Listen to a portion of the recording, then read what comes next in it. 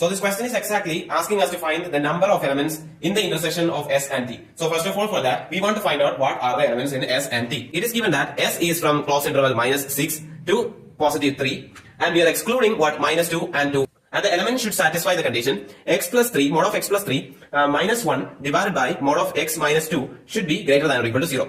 They are saying there shouldn't be minus 2 and 2 in S, because if there is minus 2 and 2, the denominator should have become 0, and if it becomes 0, the entire expression becomes undefined. So let us first find the value of x where the expression gets the value 0 is equal to 0, gives the value of x as minus 2 and minus 4.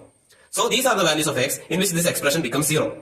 So this is the number line. In this, we know that the function gets 0 value at minus 2 and minus 4. At minus 2 and minus 4. And this is one of the concepts in functions that you must understand. Like if there is a function which gives value 0 at 2 points, then the function should be something like this or something like this, whatever way it is. It should be either positive or negative. That means all the values of the function would have a positive value if this is a function. There shouldn't be a case that the function will be going from a positive value to negative value. If that happens, then there is a third point also giving 0 result. So this is the underlying concept. So as we have got in this question that at minus 2 and 4, the value of this expression is 0. That in between minus 4 and minus 2, the function would be positive or negative. So let's check it. In order to check that, let's take a random number in between minus 4 and minus 2. It is minus 3. Yeah, we will take minus 3. And putting minus 3 to the expression, we will be getting a negative result because this entirely turns to 0. So minus 1 by whatever value. So it is a negative number. And negative numbers are not allowed for this set. That is the condition you must want to understand. So this is negative. And then let us check between these two areas. Well, this is undefined. At 2, the function is undefined. So let us check in between these two areas. And it is given that from minus 2 to 2, let's take a random number in between. I'll be taking 0.